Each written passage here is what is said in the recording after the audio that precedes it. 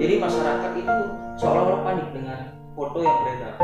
Dan menurutmu bagaimana itu? Apakah identitas orang tersebut perlu dipublikasikan? Apakah identitas orang tersebut perlu dirahasiakan?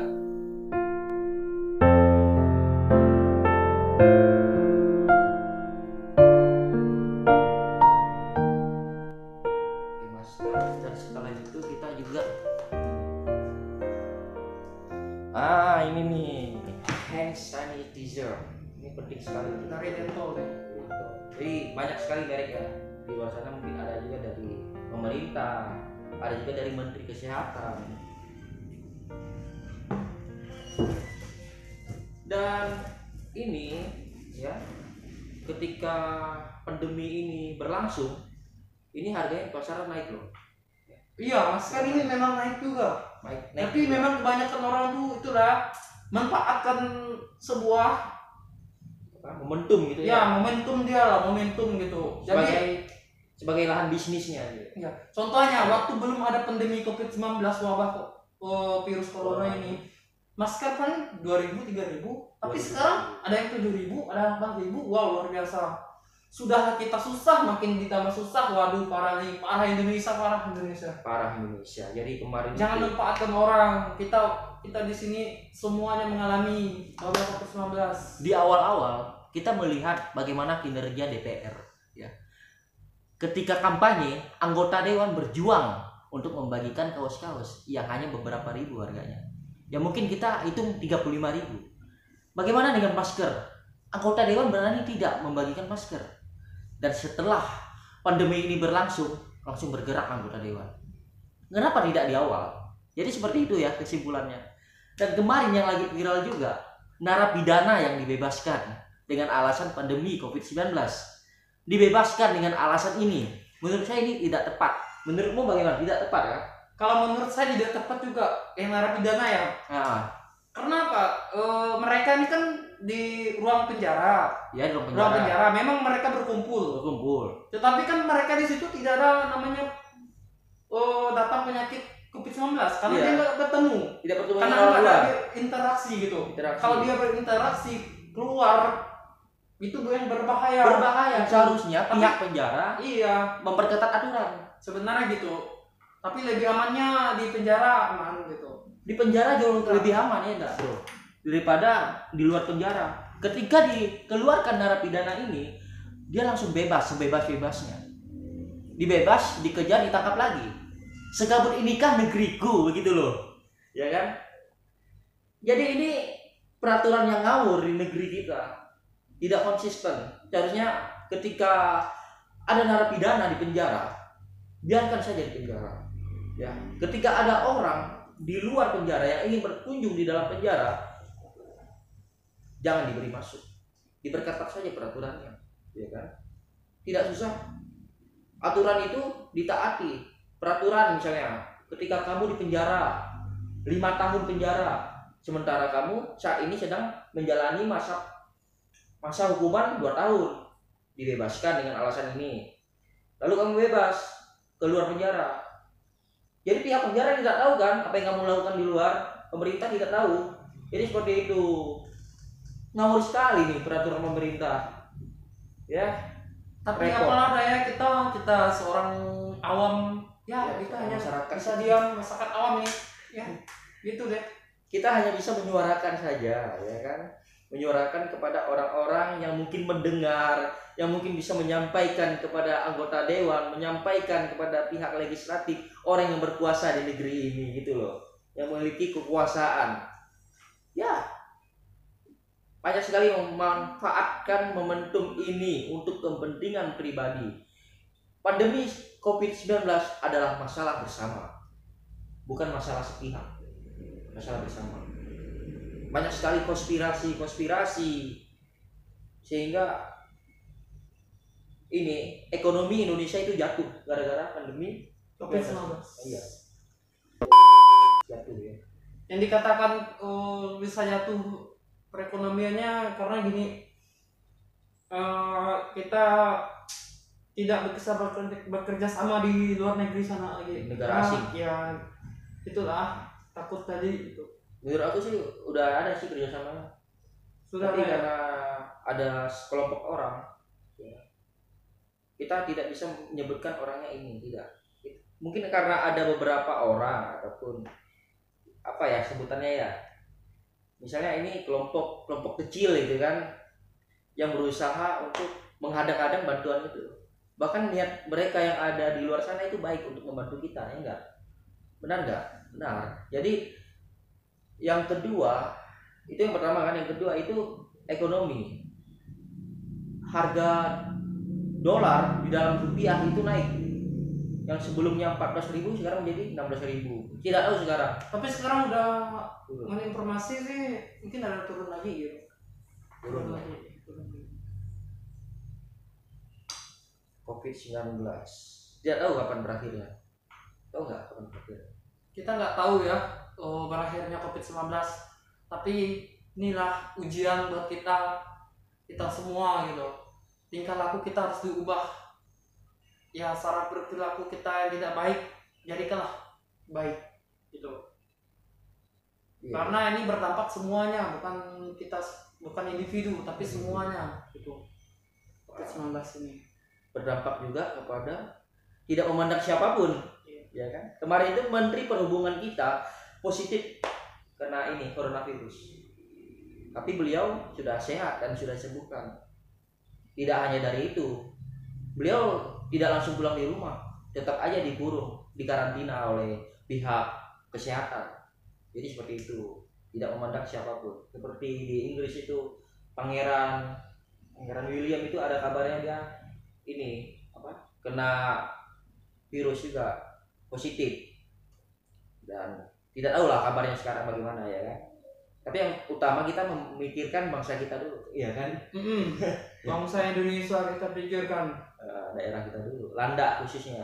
tapi kalau bisa buat yang nonton ini ya, apalagi kita menghadapi pandemi COVID-19, bagi orang yang masyarakat tidak mampu lah katakan itu, bagi kalian yang mungkin mempunyai harta sedikit, tolong sedekahkanlah harta ini kepada orang yang tidak mampu. Karena apa? Dari sebagian kita inilah rezeki kita. Rezeki kita. Terutama seperti itu. Ini adalah berupa teguran buat kita supaya kita bersedekah sama orang. Itu. Iya. Misalnya kita punya harta sekitar 50%. Ya, bagikanlah 20% kepada orang-orang yang sangat membutuhkan itu. Menurut saya juga. Apalagi sekarang kan kita ada melakukan donasi ya. Donasi. Sudah ada. Semua di Indonesia ada melakukan donasi. Ya, semua aliansi juga sudah. Gitu. Di pihak kampus kami juga sudah. Bahkan tidak perlu menunggu kaya untuk bersedekah, benar nggak? Iya. Tidak perlu menunggu kaya. Bahkan ketika kita mampu, kita bersedekah 2.000 ataupun berapapun nominalnya, terserah. Asalkan seikhlasnya, ya enggak? Ya, intinya kita ikhlas memberi berapapun kalian beri, ya mereka akan terima dengan senang hati, mereka akan terima karena mereka pikir itu adalah sebuah rezeki yang datang.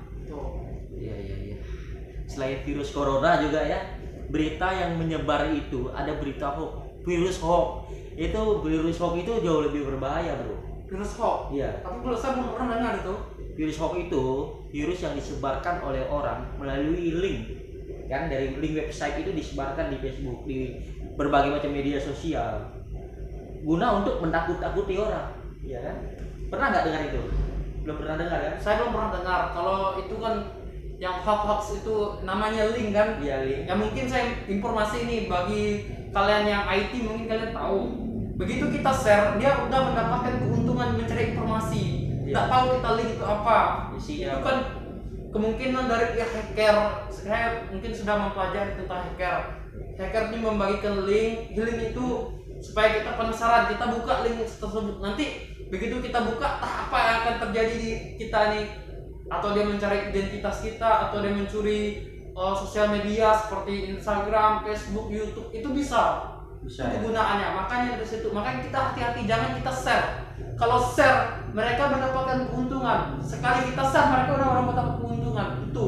Wow. Makanya kalau bisa kita nih cari situs yang benar-benar membangun. Bukan benar-benar membangun. Maksudnya yang tidak hoax gitu. Yang tidak hoax. Seperti Tribun News, itu Kompas.com, itu luar biasa. Oh. Nggak ada hoax tuh. Oh iya iya. Kayak kita di Pontianak ini Tribun Pontianak ya. Tribun Pontianak. Tribun Pontianak gitu. Landak. Kalau situs yang tidak berfaedah jangan kita share, itu berbahaya itu. Ya sekarang kita kan kita harus mengetahui dunia digital. Karena kita hidup di zaman digital. Ya, zaman digital. Mereka ya bisa aja mereka bikin kata-kata ini ngaruh ini apa bla bla bla bla bla gitu kan. Iya.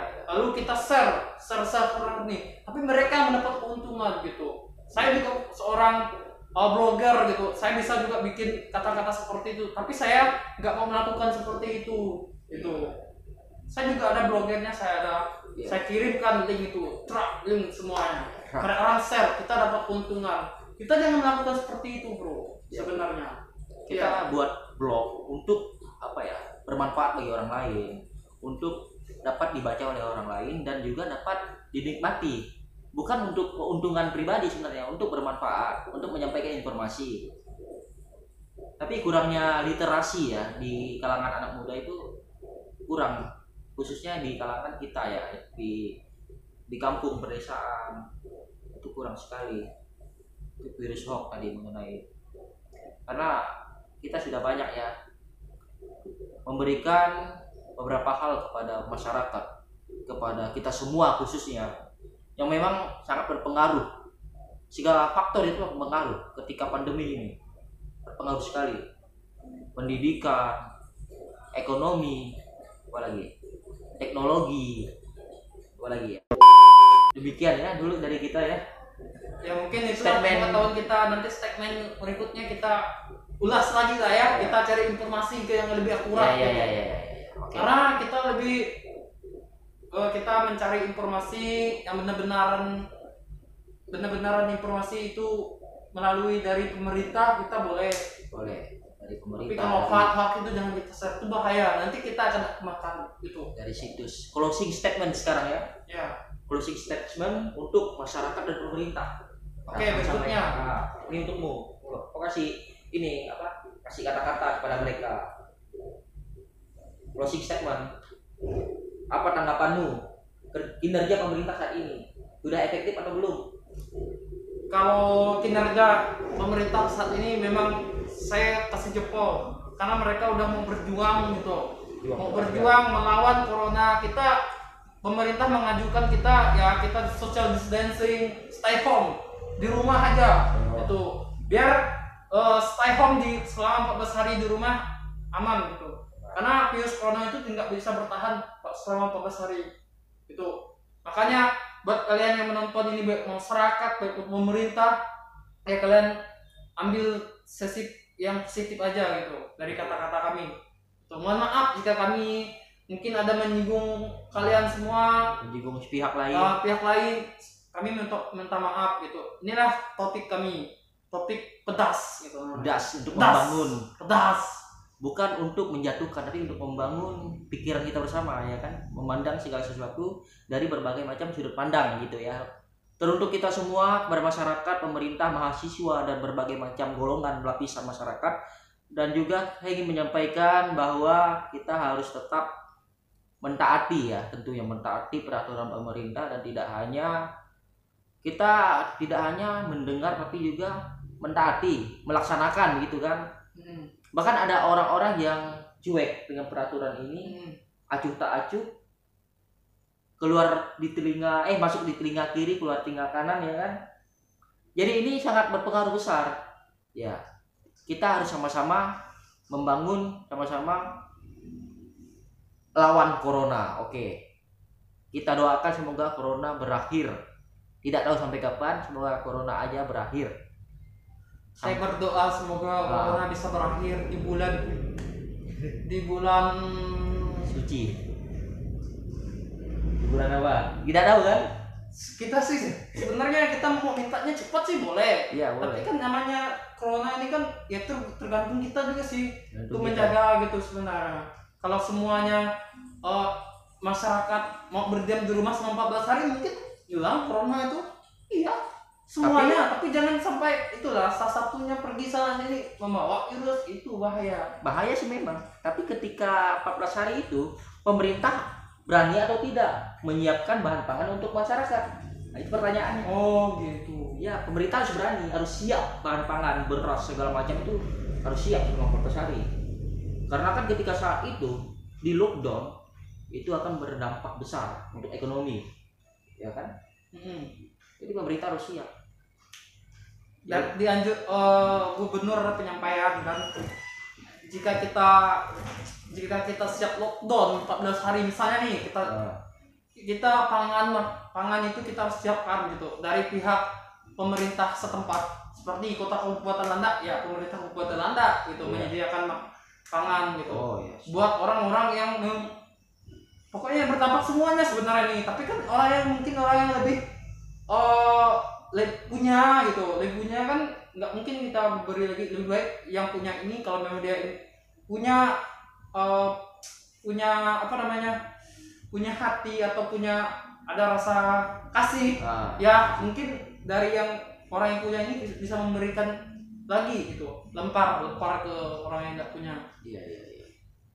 Itu yang kita dengan arti kata lain, kita orang yang punya ataupun harus bisa bekerja sama dengan pemerintah gitu ya. Saya berdoa semoga corona berakhir bulan Juli. Itu aja. Kalau saya berdoa semoga corona berakhir pada bulan Mei. Tidak tahu kapan ya. Soalnya bulan April, besok bulan Mei masalahnya. Oh iya. Kalau saya sih minta bulan 7 aja itu, bulan Juli. Bulan Mei, Juni, Juli, oke. Bisa saja itu corona berakhir ya. Amin ya. Karena Mei, saya berpikir kalau Mei itu ini kan bulan 4. Jadi bulan Mei. Bulan Mei itu pemulihan. Kalau bulan Juni itu pengurangan. Kalau bulan Juli mulai berakhirnya lah virus corona ini. Jadi sekian dari teman-teman, jangan lupa untuk subscribe channel ya. Dan di TV. Juga jangan lupa untuk subscribe channel saya. Karena ini tahu nama asli aja. Oke, teman-teman jangan lupa untuk like, comment, share mungkin ya kepada semuanya. Sudah. Thank you.